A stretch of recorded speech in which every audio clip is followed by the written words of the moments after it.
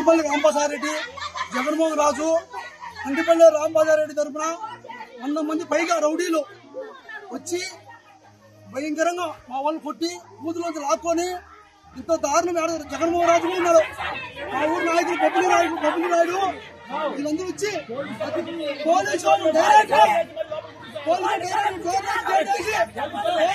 లాగా కూర్చొని ఇచ్చి చేసి మనం దారుణం కొట్టి ఈ సీర్చి కొట్టినారు.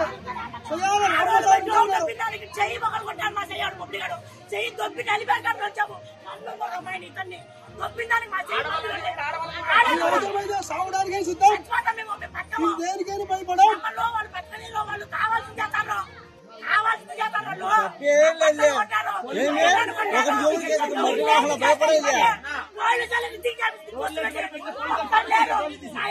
బట్టలు కొట్టాను